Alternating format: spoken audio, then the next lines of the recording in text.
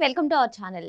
ఆంధ్రప్రదేశ్ ముఖ్యమంత్రి నారా చంద్రబాబు నాయుడు గారి అధ్యక్షతన ఈరోజు కేబినెట్ మీటింగ్ జరుగుతుంది. మరోపక్క చూసుకున్నట్లయితే AP deputy CM Pawan Kalyan garu ఢిల్లీలో పర్యటిస్తున్నారు. మరి ఈ పర్యటన ఉత్కంఠంగా కూడా ఉంది. అసలు దీన్ని ఏ విధంగా చూడాలి తెలుసుకునే ప్రయత్నం చేద్దాం. దీన్ని విశ్లేషించడానికి మనతో పాటుగా ఉన్నారు ఏపీ ఖమ్మ కార్పొరేషన్ డైరెక్టర్ అడిసిమెల్లి శ్రీనివాస్ గారు. నమస్తే సార్. నమస్కారం అండి. ఒక పక్క కేబినెట్ మీటింగ్, మరో పక్క పవన్ కళ్యాణ్ గారు ఢిల్లీలో పర్యటన. మరి తాజా రాజకీయ పరిణామాల గురించి కూడా అమిత్ షాతో మాట్లాడతారు ఆయన అన్నట్టుగా కూడా తెలుస్తుంది సార్. మరి అసలు ఈ పర్యటన ఏ విధంగా చూడాలి? తాజా రాజకీయ పరిణామాలే కాకుండా ఇంకేమైనా మాట్లాడే అవకాశాలు ఉన్నాయంటారా? ముందుగా ఇవాళ కేబినెట్ సమావేశం అనేటువంటిది దానికంటే ముందే పవన్ కళ్యాణ్ గారు అమిత్ షా గారితో అపాయింట్మెంట్ ఖరారైందండి. చాలా ముందుగా ఖరారైన అపాయింట్మెంట్ అదిని. తర్వాత పవన్ కళ్యాణ్ గారు అమిత్ షా గారిని ఒకళ్ళనే కాకుండా ఇంకొక ఇద్దరు మంత్రులు కలుస్తూ ఉన్నారు. అందులో ప్రధానంగా ఏముంటాయంటే రాష్ట్రానికి ఆయన శాఖకు సంబంధించిన నిధులు ఒక అంశం ఉంటుంది. అలాగే రాష్ట్రానికి రావాల్సిన నిధుల విషయం కూడా ఈయన ప్రస్తావిస్తారు, చాలా బాధ్యత కలిగిన మంత్రిగా. అంతేకాకుండా అమిత్ షా గారితో చర్చించే ఒక ప్రత్యేకమైన విషయం ఉంటుంది. ఇది చాలామంది సర్కిల్స్లో, మీడియా సర్కిల్స్లో ఇది నడుస్తూ ఉంది. ఏంటంటే జగన్మోహన్ రెడ్డి వాళ్ళ గ్యాంగ్ ఆగడాలు ఎక్కువైపోయినాయి, ప్రజల నుంచి ప్రతిస్పందన కొంచెం నిరసన వ్యక్తం అవుతుంది కొన్ని విషయాల్లో, వీళ్ళ మీద చర్యలు లేవని పార్టీల కార్యకర్తలు అలాగే సాధారణ ప్రజలందరూ కూడా అభిప్రాయపడుతూ ఉన్నారు. దీని మీద మనం ఒక నిర్ణయం తీసుకోవాలి, ఎలా తీసుకుంటే బాగుంటుంది అనేటువంటిది. కొంత కూటమి ప్రభుత్వం కాబట్టి పవన్ కళ్యాణ్ గారు ఈ విషయాన్ని వాళ్ళ దగ్గర మాట్లాడి చర్చించి వాళ్ళ దగ్గర నుంచి గో హెడ్ అనేటువంటి ఒక మాట కోసం కూడా ఇది కూడా చాలా ఇంపార్టెంట్ అండి. ఎందుకంటే వీళ్ళు చట్టం తన పని తాను చేసుకునిద్దాం, మనం సంక్షేమం అభివృద్ధి రాష్ట్రాన్ని బాగు చేసుకునే పనిలో ఉందాం, వాళ్ళ మీద వాళ్ళు చేసిన తప్పులకి చట్ట ప్రకారం వెళదామని చెప్పేసి అనుకున్నారు. వాళ్ళు ఏం చేస్తున్నారంటే రారా కొట్రా అన్నట్టు అడుగుతున్నారు. వాళ్ళు ప్రతి ఓడుని తెచ్చిపోయి మాట్లాడుతున్నారు, దారుణంగా దూషిస్తున్నారు. దాని మీద ఏదైనా కేసులు పెడితే ఇది మా మీద అక్రమంగా వేసి పెట్టారని ఎడుతున్నారు, రోధిస్తున్నారు, బోరుమని వినిపిస్తున్నారు. ఈ పెంట న్యూసెన్స్ కింద ఉంది వీళ్ళకి. ఇది చికాగ్గా ఉంది కూడా. ఒక పక్కనే మనం పద్ధతిగా వెళదాం, రాజకీయాలంటే రాజకీయాల్లాగా ఉండాలి, రాజకీయ ప్రత్యర్థులే కానీ వ్యక్తిగత వైరం లేదు అన్నట్టుగా బిహేవ్ చేద్దామని చూస్తున్నారు వీళ్ళు. వాళ్ళు మాత్రం వాళ్ళు కయ్యాన్ని కాలు దూతున్నారు. జోగి రమేష్ చూడండి, జైలుకి వెళ్ళి వచ్చాడు, మూసుకుని ఇంటికి వెళ్ళి శుభ్రంగా పడుకుని కాళ్ళు గట్ట కాపడాలు పెట్టించుకోకుండా చంద్రబాబు మీ ఇంటికి వస్తాను, మీ ఉన్నట్టు ఇంటికి వస్తాను ఇలాంటి మాటలు మాట్లాడుతున్నాడు, నోటికి వచ్చినట్టు మాట్లాడుతున్నాడు. పేరు నాని అయితే రెచ్చిపోయి మాట్లాడాడు. ఇది దేనికి సంకేతం? వాళ్ళు కావాలని రెచ్చగొట్టినట్టు కదా. రోజా గారు మొన్న ఏం మాట్లాడింది చంద్రబాబు గారి గురించి, లోకేష్ గారి గురించి, పవన్ కళ్యాణ్ గారి గురించి రెచ్చిపోయి మాట్లాడుతున్నారు.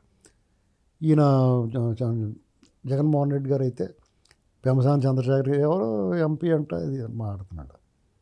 ఇలాంటివన్నీ ఎలా ఉందంటే ఈసడింపుగా, లెక్కలేనితనంగా.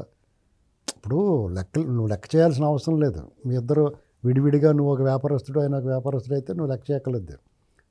ఒక రాజకీయాల్లో ఉన్నారు, ప్రజలకు బాధ్యత వహించి పదవులు ఆయన ఉన్నాడు, నువ్వు ఆల్రెడీ ముఖ్యమంత్రిగా చేసావు, నువ్వు బాధ్యుడివి, మాజీ ముఖ్యమంత్రిగా, అలాగే ఇప్పుడు ప్రస్తుతం ఎమ్మెల్యే రాజకీయాల్లో ఉన్నావు, ఓ పార్టీకి అధ్యక్షుడి.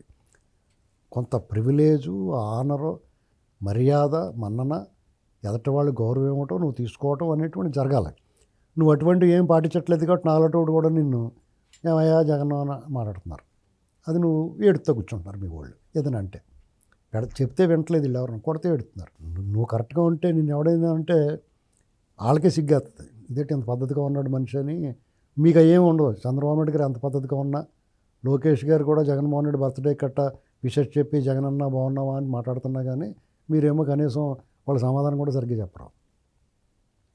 దాంతో మీ నీచ కురచబుద్ధి బయటపడతా ఉంది. ఖచ్చితంగా పవన్ కళ్యాణ్ గారు కేబినెట్ సమావేశంలో ఉండాల్సిందే.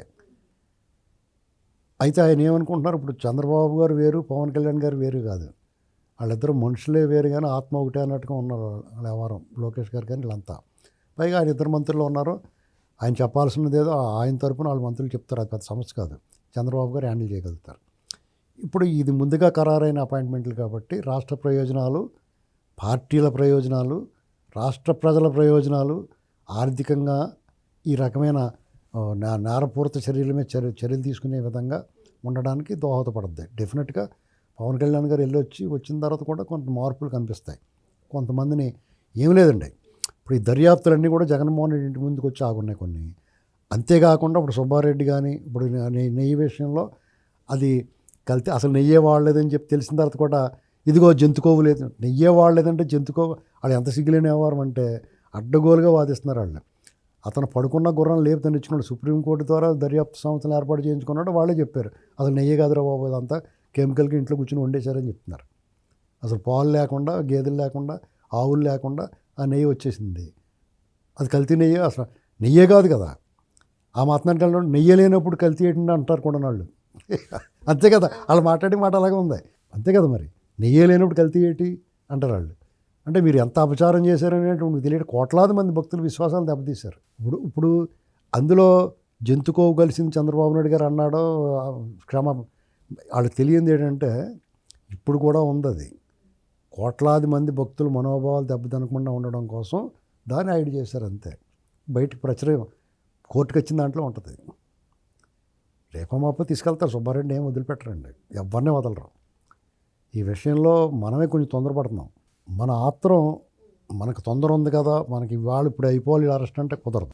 ఎందుకంటే వాళ్ళు చాలా తెలివైన నేరస్తులు. నేరం చేసిన తర్వాత ఎలా తప్పించుకోవాలో తెలిసిన వాళ్ళు. చట్టాల పట్ల పూర్తిగా అవగాహన ఉంది. అందులో ఉన్న లొసుగులు ఎక్కడ ఉన్నాయి, అందులో కన్నాలు ఎక్కడ ఉన్నాయి, బయటికి పారిపోవడం అనేటువంటి పూర్తిగా అవగాహన ఉంది వాళ్ళకి. పైగా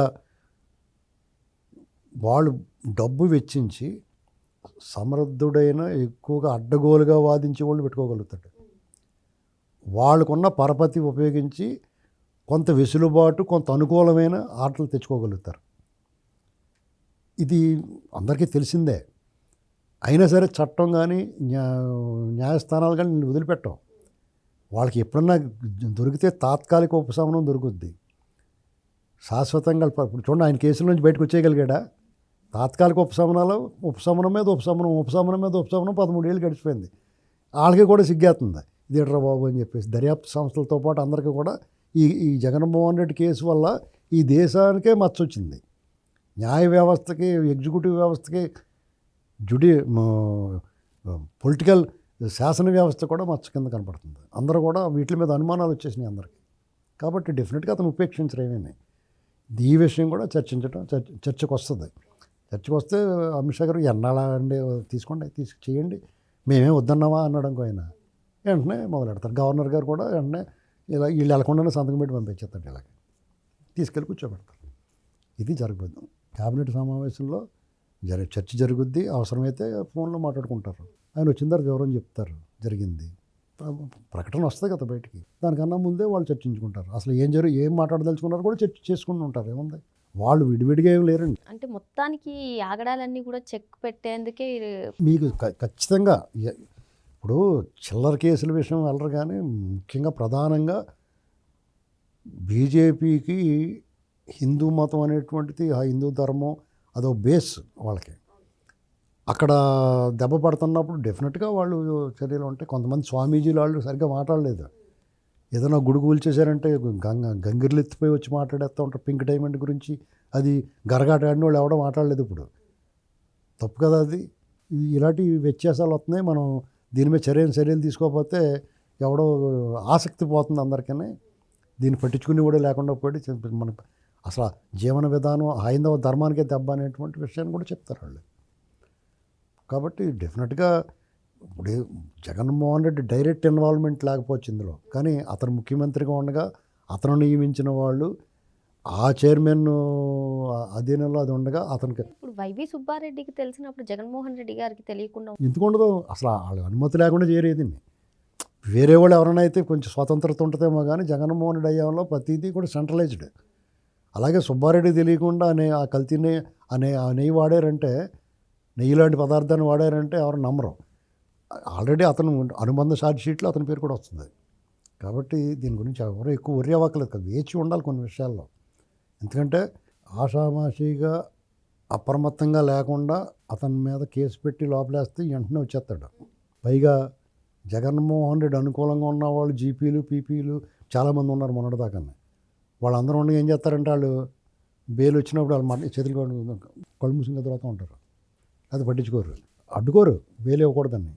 ఆ బెయిల్ న్యాయమూర్తి ఏం చేస్తాడు, జడ్జి గారు అటు ఇటు వాదనలు విని బలమైన వాదన వైపు అతను అంగీకరిస్తే, దానికి ఏకీభవిస్తే కనుక తీర్పిస్తారు. ఇప్పుడు బెయిల్ ఇవ్వకూడదని చెప్పేసి పీపీ గారు మాట్లాడేది తీర్చుకోండి అనడానికి ఇచ్చేస్తారు అంతే. అలాగే మట్టగిడసలో జారిపోయారు చాలామంది. మనం పాపం అనవసరంగా వాళ్ళని తిట్టుకుంటాం. చాలా ఈ సిస్టంలో చాలా ఉంటాయి లొసుగులు. దాన్ని వాడుకుంటారు వాళ్ళు.